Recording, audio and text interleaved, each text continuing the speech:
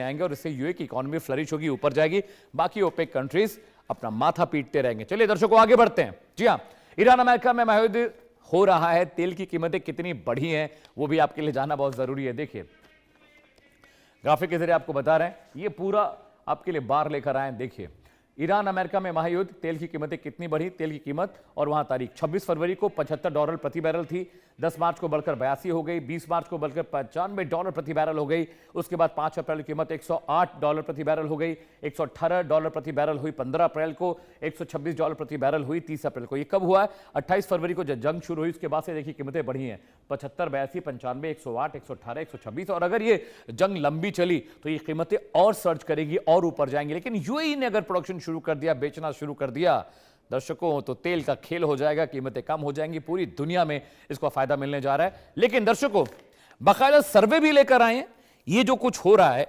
इससे जनता क्या सोचती है, पब्लिक क्या सोचती है, उसके मनन चिंतन में क्या है। सवाल नंबर 1 आपकी स्क्रीन पर आने जा रहा है, मेरे प्रोड्यूसर देव आपको सवाल दिखाएंगे, फिर आपको वो सर्वे भी दिखाएंगे। जी हाँ, सवाल, क्या यूएई का ओपेक से अलग होना सही फैसला है? आइए देख लेते हैं जवाब क्या है सर्वे का। 22% लोग कह रहे हैं हां सही फैसला है, 23% कह रहे हैं यूएई को फायदा होगा और बाजार बिगड़ेगा, ये 46% लोग कह रहे हैं। 9% लोग ऐसे हैं जो कह रहे हैं हम कुछ नहीं कह सकते। लेकिन मुझे लगता है जो बाजार बिगड़ने वाले लोग जो सर्वे में आए वो सब ओपेक को सपोर्ट करते हैं। सवाल नंबर 2 आपके स्क्रीन पर दर्शकों। जी हां, अगला सवाल ले लेते हैं, क्या यूएई के फैसले से ओपेक कमजोर हो जाएगा? पब्लिक क्या कहती है, जनता क्या कहती है, इस सर्वे के जरिए आपको बताते और सिखाते हैं। जी हां, सर्वे कहता है हां बड़ा झटका लगेगा, 49% लोग कह रहे हैं झटका लगेगा, 15% लोग कह रहे हैं ओपेक और मजबूत होगा, कोई खास फर्क नहीं पड़ेगा, ये 26% लोगों का कहना है। 10% लोग कह रहे हैं कुछ नहीं कह सकते, यानी इनको नहीं पता, फर्क पड़ेगा नहीं पड़ेगा। अगले सवाल पर आते हैं दर्शकों। अगला सर्वे इज ऑन योर स्क्रीन। सवाल नंबर 3, क्या यूएई के ज्यादा उत्पादन से तेल की कीमतें गिरेंगी? ये आज का सवाल था। सर्वे क्या कहता है? हां कीमतें जरूर गिरेंगी।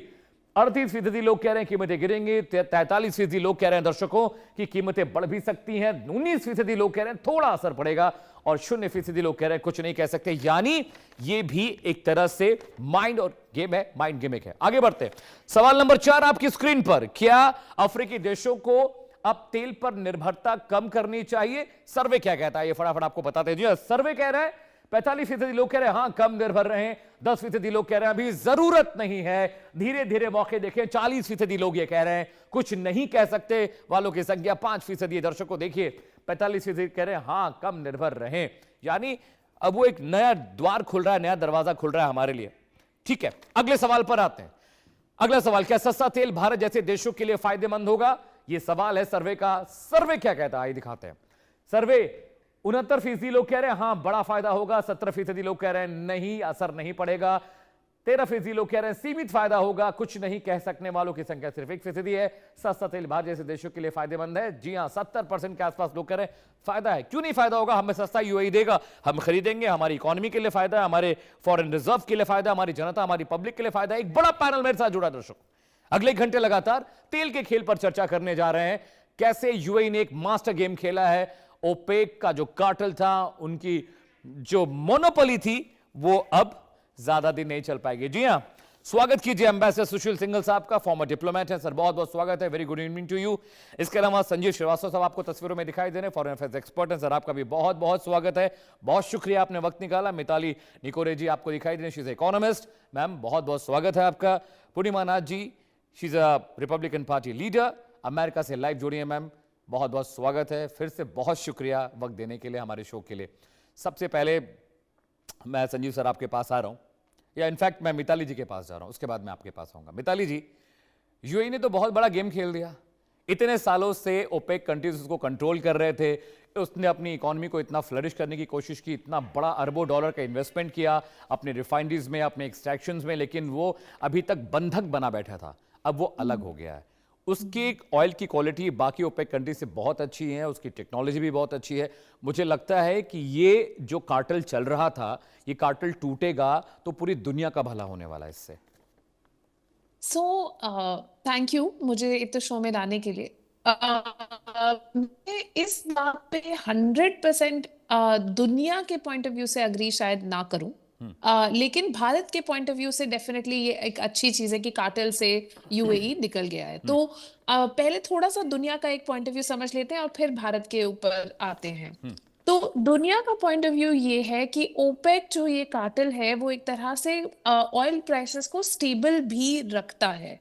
तो जब ऑयल प्राइसेस एक सर्टेन अमाउंट से एक्सीड कर जाते हैं, जब और बढ़ जाते हैं, जैसे कि अगर उन्होंने $100 अ बैरल को एक्सीड कर दिया, तो ओपेक अपने मेंबर्स को कहता है कि अब आप अपना जो सप्लाई है वो बढ़ा सकते हैं, क्योंकि क्लियरली दुनिया की ग्लोबल ऑयल मार्केट में एक डिमांड बढ़ रही है, और अगर आपने सप्लाई नहीं बढ़ाया तो प्राइस अनस्टेबल हो जाएगी, बहुत ज्यादा बढ़ जाएगी। सिमिलरली ऑफ कोर्स वो ये भी करते हैं कि जब एक प्राइस फ्लोर वो सेट करते हैं और उसके नीचे जब ग्लोबल ऑयल प्राइस गिर जाती है, तब वो अपने मेंबर्स को कहते हैं अब आप अपना जो सप्लाई है उसे कम कर लीजिए, क्योंकि डिमांड जो है वो सप्लाई को एक्सीड कर रही है, जिसकी वजह से आपकी प्राइस बहुत ज्यादा गिर रही है और आपका जो कॉस्ट ऑफ प्रोडक्शन है वो भी रिकवर नहीं होगा। तो एक तरह से ओपेक का एक बहुत इंपॉर्टेंट रोल रहा है ग्लोबल इकोनॉमी में ऑयल प्राइसेस को एक रेंज में रखने के लिए। लेकिन इस पूरे सिचुएशन में ब्रेक कहाँ से आया? ब्रेक दो जगह से आया। नंबर वन ब्रेक आया जब अमेरिका ने वेनेजुएला के प्रेसिडेंट को एक तरह से किडनैप कर लिया, और अमेरिका ने कहा कि अब तो वेनेजुएला के प्रेसिडेंट नहीं रहे ये, और ये जो दूसरी हमारी वाइस प्रेसिडेंट थी वो अब प्रेसिडेंट रिकग्नाइज होंगी, और अमेरिका की कंपनीज जो हैं वेनेजुएला के पुअर क्वालिटी ऑयल को प्रोड्यूस करेंगी और पूरे ग्लोबल मार्केट में इसे बेचना चाहेंगी। एक ये बड़ा शौक था। और दूसरा शौक है ईरान वॉर, क्योंकि ईरान वॉर की वजह से सारी मिडिल ईस्ट ऑयल प्रोड्यूसर्स को पहली बार नियरली 50 इयर्स में पहली बार अपनी प्रोडक्शन स्टॉल करनी पड़ी है, स्टॉप करनी पड़ी है, और उनको अप टू 6, 7, 8 महीने लग सकते हैं रीस्टार्ट करने के लिए, even after the war stops.